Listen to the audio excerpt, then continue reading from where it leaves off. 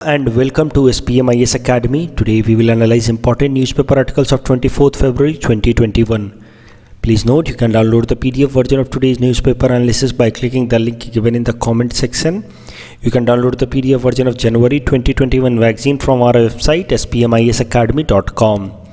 You can also join our WhatsApp group through the link given in the description section for more study materials. This is the list of the topics that we'll be covering from today's newspaper. The first article is taken from editorial segment. It is about national policy on migrant workers, and this topic is important from our syllabus paper 3 governance point of view. And this topic is very important for upcoming UPSC mains exam. तो जब हम इस topic को cover करेंगे तो आप इसका significance समझ जाएंगे. देखिए, इस आर्टिकल का बैकग्राउंड ही है the plight of migrant workers during the lockdown. आपको तो पता ही है कि जब लॉकडाउन शुरू हुए थे तो कई सारे वर्कर्स जो इंडस्ट्रियल एरियाज़ हैं, industrial states like Karnataka, Maharashtra, Gujarat, वहाँ से फिर वो धीरे धीरे अपने नेटिव प्लेसेस पे उन्होंने मूव करना शुरू किया. और उस टाइम में कोई भी इस तरीके के ट्रांसपोर्टेशन सर्विसेज चल नहीं रहे थे, ट्रेन्स वगैरह. तो most of them started to walk back to their native places. वो पैदल चलना शुरू कर दिया उन्होंने अपने नेटिव प्लेसेस की तरफ. और भारत सरकार के एस्टीमेट के हिसाब से लगभग 10 मिलियन माइग्रेंट्स, यानी कि लगभग 1 करोड़ माइग्रेंट्स ने ये लॉकडाउन के टाइम में they have moved back to their native places. और उनको कितनी कठिनाइयों का सामना करना पड़ा है दैट वी ऑल नो. कईयों ने तो उनमें से हज़ार किलोमीटर खुद पाँव पे चल के कवर किया है. Some of them even died in the process, perished in the process. ये सब आपको पता है. तो इतने प्लाइटफुल सिचुएशन के बाद, इतने डिफ़िकल्ट सिचुएशंस को फेस करने के बाद अब करंट न्यूज़ ये है कि नीति आयोग ने एक draft national migrant labour policy बनाई है. ड्राफ्ट इसलिए क्योंकि अभी तक ये फाइनलाइज नहीं हुई है, लेकिन ये एक माइग्रेंट पॉलिसीज़, जो माइग्रेंट वर्कर्स हैं उनके लिए एक स्पेशल नेशनल पॉलिसी बनाने की कोशिश की जा रही है with help of this proposed document. इस ड्राफ्ट नेशनल पॉलिसी और माइग्रेंट वर्कर्स के की प्रोविजंस क्या हैं वो ज़रा समझते हैं. देखिए, the first point is regarding facilitation of migration. इस बात को ध्यान से समझिए. नीति आयोग ने भी कहा है कि after transition from agrarian to industrialised country, internal migration is very much natural process. इस बात का सिग्निफिकेंस समझिए. देखिए, नॉर्मली ऐसा माना जाता है कि अगर माइग्रेंट वर्कर्स का वेलफेयर कराना है या फिर जो लेबर क्लास है उसका वेलफेयर कराना है तो उनको अपने नेटिव स्टेट्स में ही नौकरियां दी जाएं कि उनको माइग्रेट करने की ज़रूरत ही ना पड़े. ऐसा आर्ग्यूमेंट दिया जाता है. लेकिन नीति आयोग ने साफ साफ कहा है कि अब जब हमारी इकोनॉमी धीरे धीरे एग्रीकल्चर से इंडस्ट्रियलाइज की तरफ जा रही है, सर्विस सेक्टर की तरफ जा रही है, वैसे टाइम में गांव के क्षेत्रों से अर्बन एरियाज़ में वर्कर्स माइग्रेट होंगे ही होंगे. It's a very natural process.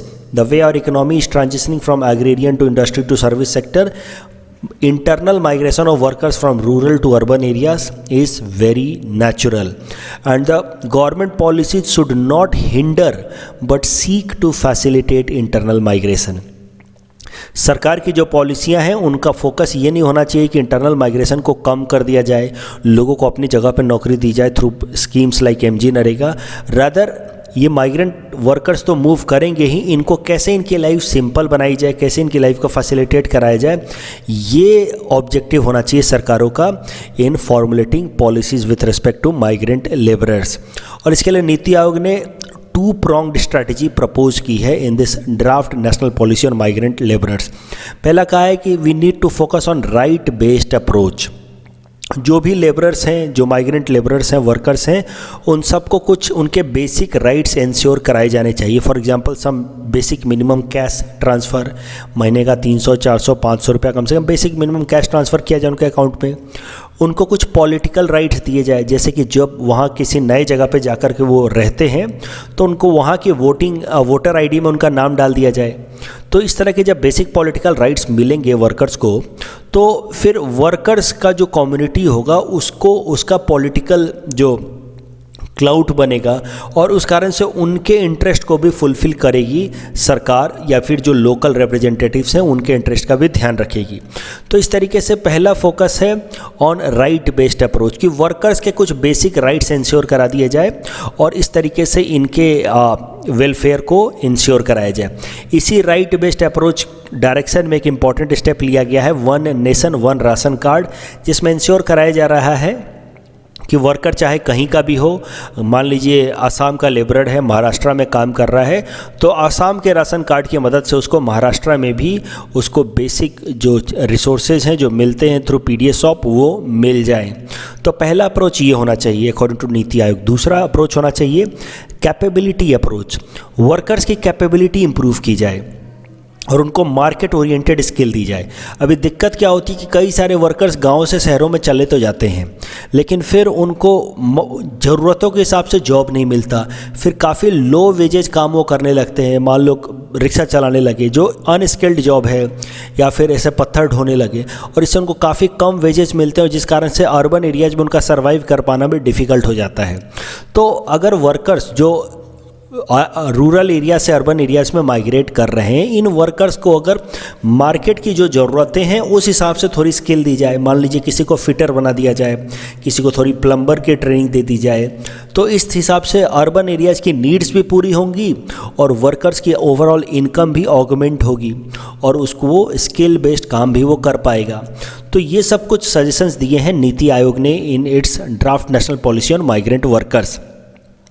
अभी आज का जो आर्टिकल हमने इंडियन एक्सप्रेस से उठाया है, उसमें आर्टिकल में ही लिखा है कि नीति आयोग के इस रिकमेंडेशन से पहले ऑलरेडी एक इसी तरीके का एक रिपोर्ट पब्लिश किया गया था 2017 में। इस रिपोर्ट का नाम है report on working group on migration 2017। ये रिपोर्ट पब्लिश किया था ministry of housing and urban poverty alleviation ने। ये जो 2017 का रिपोर्ट था, इसकी कुछ इंपॉर्टेंट बातें ध्यान देखिए, क्योंकि मुझे ऐसा लगता है कि माइग्रेंट वर्कर्स के ऊपर सवाल मेंस में ज़रूर आएगा। जब सवाल आएगा तो अब बस एक नीति आयोग के ड्राफ्ट रिकमेंडेशन को नहीं लिख सकते हैं, आपको 2-3 बातें और पता होनी चाहिए। तो आपको पता होनी चाहिए कि माइग्रेंट वर्कर्स पे ऑलरेडी एक रिपोर्ट है, report on working group on migration 2017। इसके की पॉइंट को समझिए। इस रिपोर्ट में कहा गया है कि specific protection legislation for migrant workers was unnecessary. कोई भी ऐसा कानून मत बनाइए जो सिर्फ माइग्रेंट वर्कर्स के इंटरेस्ट को फुलफिल करे।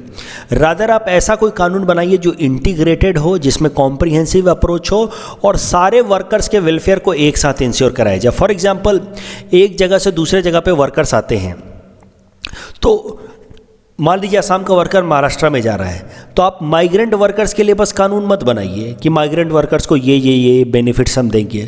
रादर आप ऐसा कोई कानून बना के करके ले आइए जिससे तमाम वर्कर, चाहे वो वहाँ के नेटिव वर्कर हो, महाराष्ट्र का वर्कर हो या असम का वर्कर हो, बिहार का वर्कर हो जो वहाँ जाके काम कर रहा हो, सबके ओवरऑल उनकी राइट्स इंश्योर हो पाए, उनकी कैपेबिलिटी डेवलप हो पाए। और जो रिपोर्ट थी 2017 की, उसमें इन्होंने सजेस्ट किया था कि इंटर स्टेट माइग्रेंट वर्कर्स के लिए जो कानून है, the inter state migrant workers act 1979, इसको अमेंड किया जाए, इसको चेंज किया जाए। क्योंकि ये जो inter state migrant worker act of 1979 है, उसमें क्या कहा गया है, that it will protect the labourers from exploitation bye contractors, the inter state migrant workers act of 1979। तो इसके हिसाब से देखिए, ये हमारा देश इंडिया, इसमें मान लीजिए आसाम का एक माइग्रेंट वर्कर है, वो अपने परिवार के साथ चला जाता है या अकेले ही चला जाता है महाराष्ट्र में या गुजरात में काम करने, किसी कंपनी के अंतर्गत, कोई एक कॉन्ट्रैक्टर के अंडर। तो अब ये जो माइग्रेंट वर्कर यहाँ काम कर रहा है, इसके राइट्स इंश्योर कराने के लिए कानून बनाए गए हैं, inter state migrant workers act of 1979। लेकिन इस कानून में 2 प्रॉब्लम है।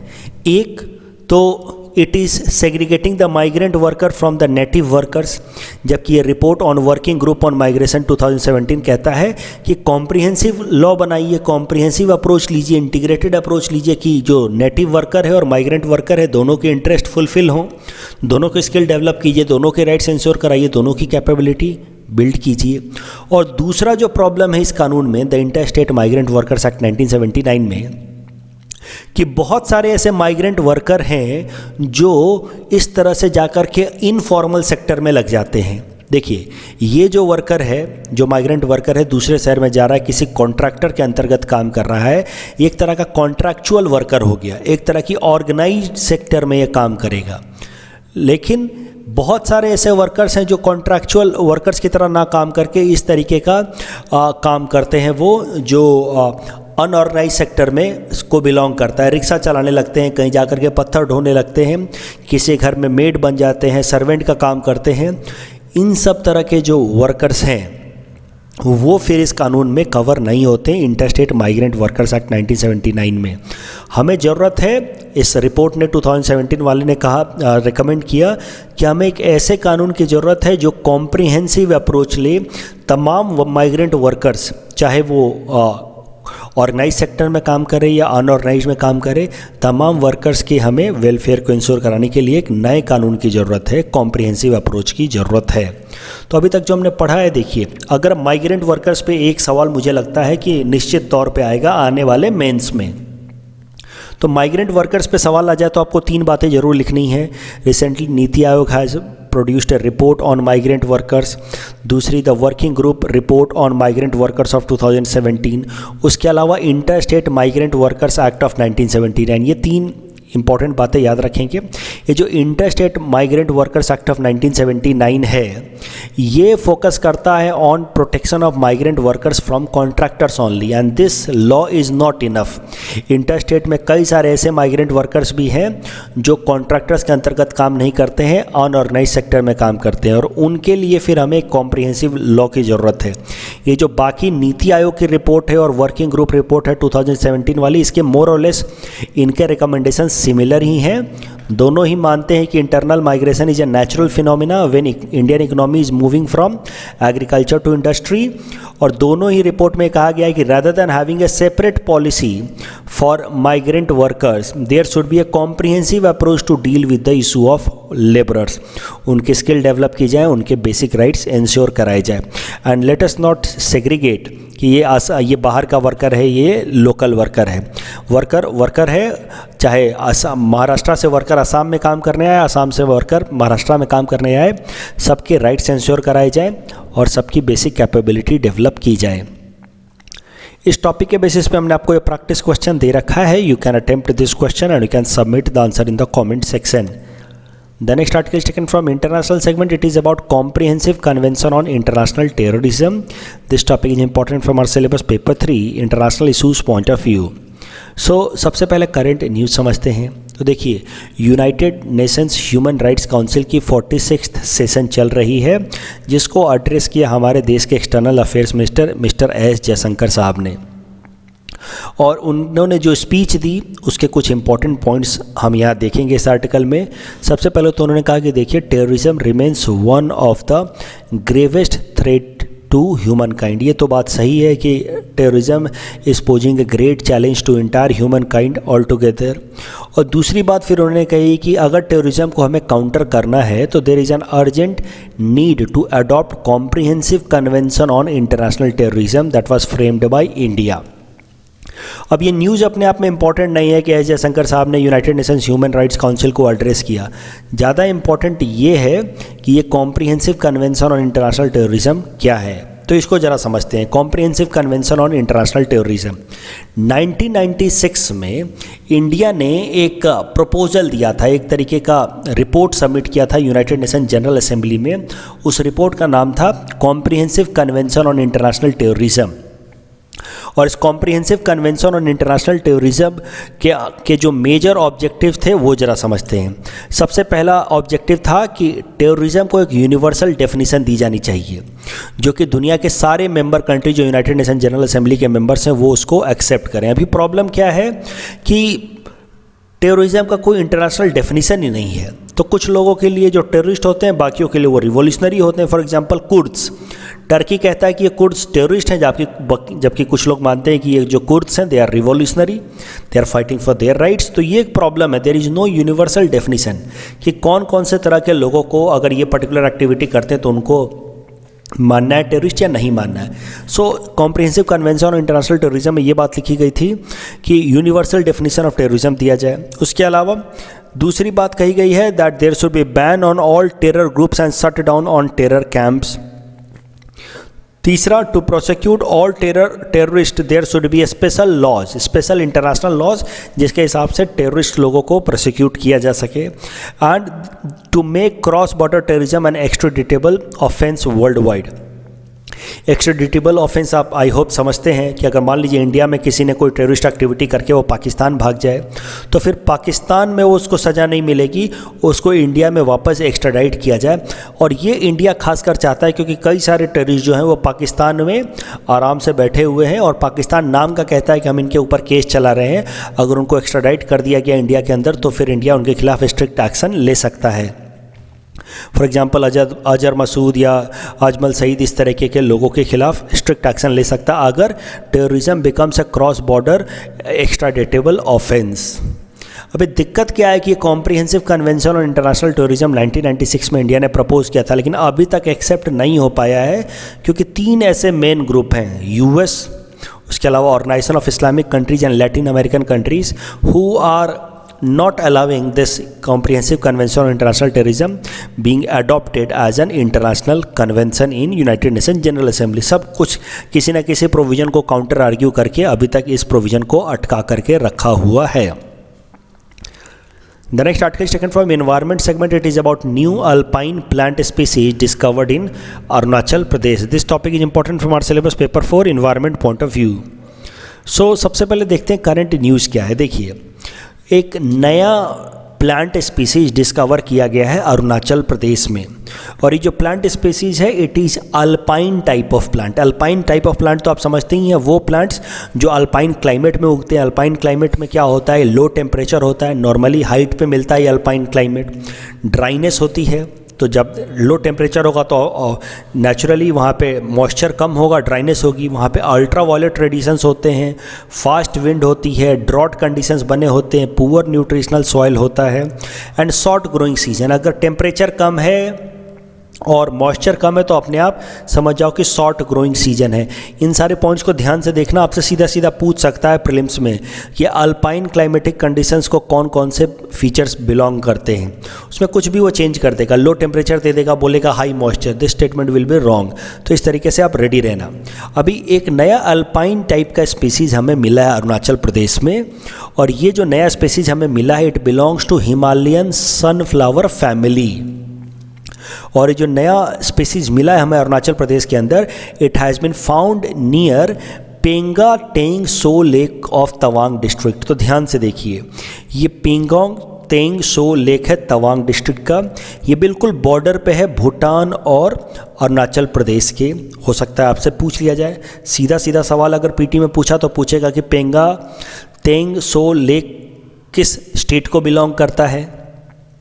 थोड़ा डिफ़िकल्ट अगर पूछना होगा तो वो पूछ सकता है कि अरुणाचल प्रदेश के अंदर वो ईस्टर्न साइड में है, वेस्टर्न साइड में है, कहाँ है, भूटान बॉर्डर पे है, चाइना बॉर्डर पे है या फिर आसाम के साथ लगे हुए बॉर्डर पे, कुछ भी वो पूछ सकता है, या म्यांमार बॉर्डर पे है। तो ध्यान रखेंगे पेंगोंग तेंग सो लेक जहाँ पे नया स्पीसीज़ मिला है हिमालयन सनफ्लावर फैमिली का स्पीसीज़ जो अल्पाइन टाइप का प्लांट है ये, और ये पेंगोंग सो लेक भूटान के बॉर्डर पे है। और ये जो नया स्पीसीज़ मिला है वो IUCN के रेड डाटा बुक के गाइडलाइंस के हिसाब से it should be categorised as critically endangered species. The next article is taken from history segment. It is about Pagri Sambhal Diwas. This topic is important from our syllabus paper 2 important events of national movements. So सबसे पहले current news समझते हैं। देखिए, farmers जो protest कर रहे हैं दिल्ली और आसपास के एरिया में अगेंस्ट 3 फार्म बिल, उनकी एक इम्पॉर्टेंट ऑर्गेनाइजेशन है संयुक्त किसान मोर्चा। उन्होंने 23 फरवरी को, जो बीता 23 फरवरी है, उस दिन उन्होंने पगड़ी संभाल दिवस मनाया और उस दिन उन्होंने रिक्वेस्ट किया कि पूरे दुनिया भर के वो लोग जो फार्मर्स मूवमेंट को सपोर्ट कर रहे हैं वो अपने सरों पे इस तरीके के ग्रीन पगड़ी को बांधें, या अगर औरतें हैं तो वो अपने सर पे ग्रीन दुपट्टा बांधें और सोशल मीडिया पे अपनी एक पिक्चर शेयर करें with hashtag go green for farmers. अब ये न्यूज़ अपने आप में इम्पॉर्टेंट नहीं है, लेकिन अब इम्पॉर्टेंट हो जाता है पगड़ी संभाल मूवमेंट। तो पगड़ी संभाल जट्टा मूवमेंट जो है वो पंजाब में स्टार्ट किया गया था 1907 में, और उस टाइम में हुआ क्या था कि ब्रिटिशर्स 3 ऐसे कानून लेकर के आए थे पंजाब एरिया में with respect to agricultural land. वो 3 कानून थे Doab Bari act, Punjab land colonisation act and Punjab land alienation act. ये तीनों के तीनों कानून ऐसे थे जिससे फार्मर्स का राइट उनके ही लैंड पे छीन लिया गया था, मोर और लेस। उनको अपने ही लैंड पे एक तरह से टेनेट बना दिया गया था, एक तरीके का कॉन्ट्रैक्टर बना दिया गया था। कई सारे नियम थे कि जब भी कोई नई फसल उगानी है तो हमसे पूछ के उगानी है, कोई पेड़ काटना है तो हमसे पूछ के काटना है। तो हर एक अपने ही लैंड पे फार्मर्स को ऐसे ट्रीट किया जा रहा था जैसे कि उन्होंने भाड़े पे ली हो वो लैंड, इन तीनों कानून की मदद से। तो फिर पंजाब के अंदर एक मूवमेंट स्टार्ट हुआ, पगड़ी संभाल जट्टा मूवमेंट। और ये जो पगड़ी संभाल जट्टा मूवमेंट है, इसको लीड किया पंजाब में अजीत सिंह ने। Ajit Singh was uncle of Bhagat Singh. और देखिए इस पगड़ी संभाल जट्टा मूवमेंट कैसे शुरुआत थी इसको समझिए। बाके दयाल एक पोएट थे पंजाब के, और उन्होंने किस तरह के प्रोटेस्ट मूवमेंट में कैसा हुआ कि ब्रिटिशर्स ने 3 कानून लेकर के आए।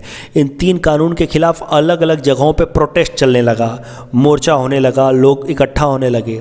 और इसी तरीके का एक प्रोटेस्ट चल रहा था फैसलाबाद में, जो आज के टाइम में पाकिस्तान के अंदर है। इस तरह का एक प्रोटेस्ट वहाँ जब चल रहा था, जिसको लीड कर रहे थे अजीत सिंह, अंकल ऑफ भगत सिंह। तो ये जो 3 मार्च को प्रोटेस्ट फैसलाबाद में चल रहा था, वहाँ पे बाके दयाल नाम के पोएट ने पहली बार गाना गाया पगड़ी संभाल जट्टा। उन्होंने ये लिखा था, बाके दयाल ने लिखा था पगड़ी संभाल जट्टा। और इसके बाद से तो ये जो मूवमेंट है सिखों के अंदर, ये मूवमेंट उसने और भी आग पकड़ ली। दिस सॉन्ग पगड़ी संभाल जट्टा became anthem of the protest. और ये इतना स्ट्रॉन्ग हो गया, ये मूवमेंट इतना स्ट्रॉन्ग हो गया, ये प्रोटेस्ट, इस प्रोटेस्ट का नाम ही पड़ गया उसके बाद से पगड़ी संभाल जट्टा प्रोटेस्ट या पगड़ी संभाल जट्टा मूवमेंट। तो ध्यान रखेंगे, सवाल आएगा अगर कि किसने लॉन्च किया था पगड़ी संभाल जट्टा मूवमेंट, तो answer will B Ajit Singh. किसने लिखा था पगड़ी संभाल जट्टा, तो आंसर विल बी बाके दयाल। और ये पगड़ी संभाल जट्टा मूवमेंट इतना स्ट्रांग हो गया कि बाद में ब्रिटिशर्स को अपने ये 3 कानून थे वो रिपील करने पड़े, वापस लेने पड़े। The next article is taken from Assam segment. It is about some developmental projects in Assam. This topic is important from our syllabus paper 6 Assam issues point of view. सबसे पहले समझते हैं करंट न्यूज़ क्या है। देखिए प्रधानमंत्री मोदी जी ने कुछ इंपॉर्टेंट डेवलपमेंटल प्रोजेक्ट्स स्टार्ट किए असम के अंदर।